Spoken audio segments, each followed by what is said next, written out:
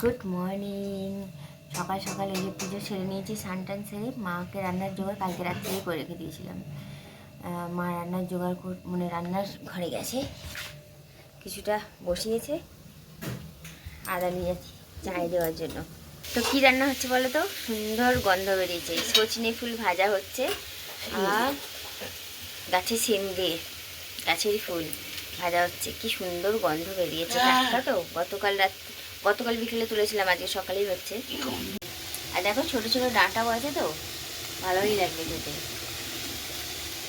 সজনে ফুল ভাজা খেতে হয় সিজনে, গন্ধটা হেভি আছে। আর হবে লম্বা লম্বা আলু দিয়ে, সিম দিয়ে, ডাঁটা দিয়ে মাছের ঝোল, চারাপোনা মাছের ঝোল হবে। কালকে নিরামিষ হয়েছিল, আজকে ওই জন্য মাছটা হচ্ছে। সিমগুলো গাছেরই টাটকা কচি সিম, একদম দানাও হয়নি, গোটা গোটা দেবো, এমনি গলে যাবে, খুঁজে পাওয়া যাবে না। একটু পরের দিকে দেবেন না, আলুটা একটু ভাজা হয়ে গেলে, নাহলে সিম ভর্তা হয়ে যাবে, মশলা হয়ে যাবে। জল দেওয়ার টাইমে তখন দেবো। ডাঁটাও তাই একদম শুরু হচ্ছে, মানে কয়েকটাই মাথা হয়েছে। এই যে প্রচুর ডাটা হবে, তাই না? মাত্র এই কটাই পেয়েছিলাম, বড় হয়েছিল। কিলো 40 হবে বলো? কিলো 40 হবে।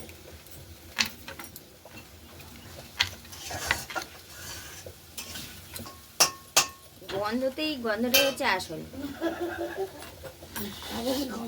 যেহেতু একদম জ্যান্ত চারাপোনা এনেছিলাম, তো ওই জন্য রসুন না পেঁয়াজ ওসব চল দেবো না, ধনে জিরে আদা শুকনো লঙ্কা কাঁচা লঙ্কা পেস্ট করে দেবো, ওই দিয়েই হবে, দারুণ লাগবে পাতলা ঝোলে। আদা এই মিক্সার গ্রাইন্ডারটাও হয়েছে, মানে ব্লেডটা হয়তো ধার কমে গেছে বা কিছু, জিরে ধনে বাটলে না সেই দানা দানা মতো রয়ে যাচ্ছে, খুব একটা ভালো বাটা যাচ্ছে না, ওই জন্য অনেকক্ষণ সময় নিয়ে তারপরে গিয়ে মানে খানিকটা হচ্ছে। দেখি বাবাকে আজকালের মধ্যে দিয়ে দেবো, যাতে মিক্সার গ্রাইন্ডার এই ব্লেডটা চেঞ্জ করে নিয়ে আসে। না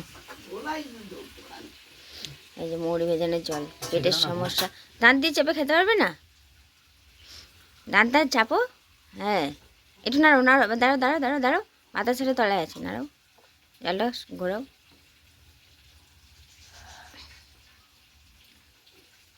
ওই তেলটার মধ্যে ভিটামিন B12 রয়েছে, বুঝলে? ভিটামিন B12 খেলে তো হাঁটু ফুলে যায় আমার। কেন তুমি ওই খেয়াল করিনি। ওই ওষুধটা এর আগে খাওনি? আগে খেয়েছিলাম, সেই 1.5 বছর আগে খেয়েছিলাম, ওষুধটা খেয়ে নিও। আমি কেন খেতে যাবো? ওটা তো ভালো রে বাবা, ওই B12টা পেয়েছে। ভিটামিন B12 খেলেই ব্যাস ওর পায়ের বারোটা বেজে যায়, হাঁটা চলা একদম অবস্থা খারাপ হয়ে যায়, হাঁটা চলার মতন পরিস্থিতি থাকে না, পা একদম হয়ে যায়, ব্যাস হাঁটতে পারছে না। হাঁটু দেখো, বুঝতে পারছো? ফুলে গেছে, বুঝতে পারিনি। আমি আমার মনে পড়ছে রাতেবেলা খুব ব্যথা করছে, দেখো কেমন হাঁটছে, দেখো।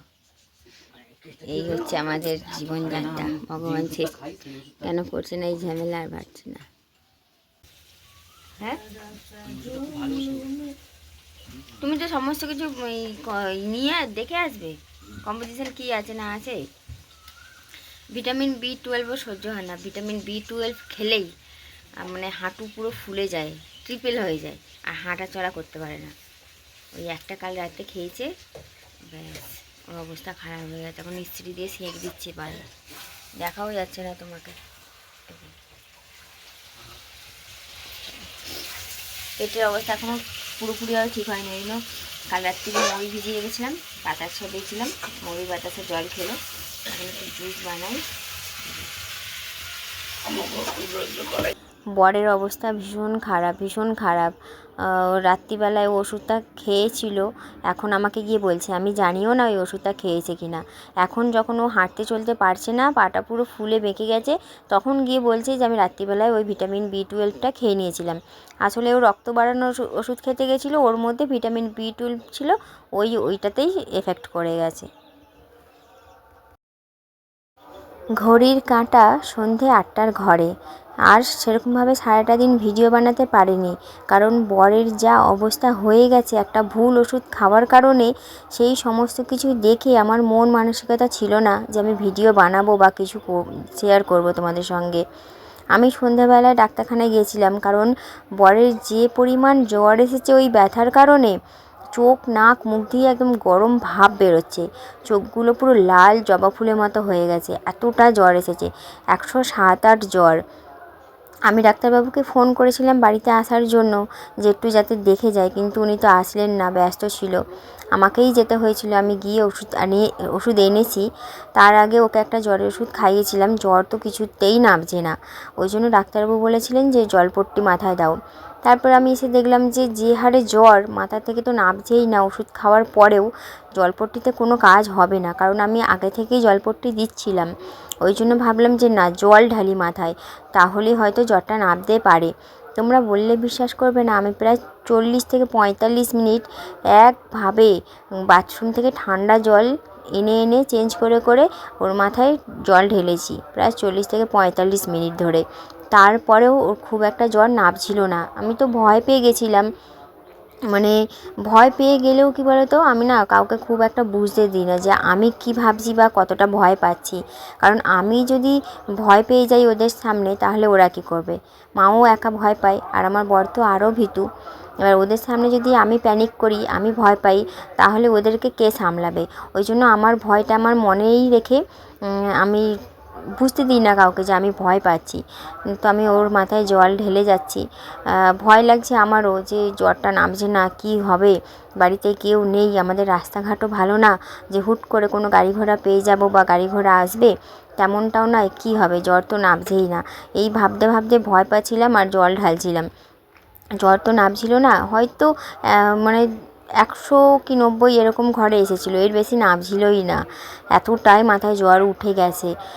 তোমাদেরকে একটাই রিকোয়েস্ট করব বন্ধুরা, ডাক্তারের সাজেশান ছাড়া না জেনে বুঝে কোনো ওষুধ খেও না, কারণ একটা ভুল ডিসিশান জীবন শেষ। আমার বড় ওই একটাই ওষুধ খেয়েছিল, ভাগ্যিস 2টো ওষুধ খেয়ে নেয়নি। একটা ওষুধে পুরো পা দুটো, পুরো শরীরটা ওর অকেজো করে দিয়েছে। তোমরা তো জানো না সবটা। ওর অর্থোরাইটিসের সমস্যা আছে, যার কারণে আরও এফেক্ট করেছে। হাঁটু দুটো পুরো ট্রিপল হয়ে ফুলে বেঁকে গেছে, হাঁটাচলা করতে পারছে না। সেই ব্যথার কারণেই কিন্তু জ্বরটা এসেছে। তাই জন্য তোমাদের সবার কাছে রিকোয়েস্ট করব, একটা ছোট ওষুধও ডাক্তারের সাজেশান ছাড়া বা না জেনে বুঝে তোমরা খেও না কিন্তু।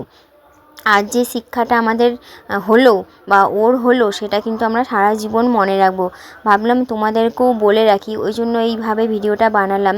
না হলে কিন্তু এতক্ষণ আমি ভিডিও বানানোর মতন মন মানসিকতা কিছুই ছিল না। তোমাদের জানানো ছিল, ওই জন্য ভিডিওটা আরও বানানো।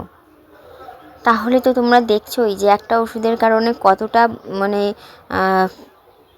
কষ্ট পেতে হচ্ছে, কতটা ভুল ডিসিশান নিয়ে ফেলেছে ওই একটা ওষুধ খেয়ে। তো যাই হোক, চলো, জ্বর তো এত সহজে নামেনি। ওই দিন অনেক কষ্ট করতে হয়েছিল। আমি সেরকমভাবে আর ভিডিও বানাতে পারিনি।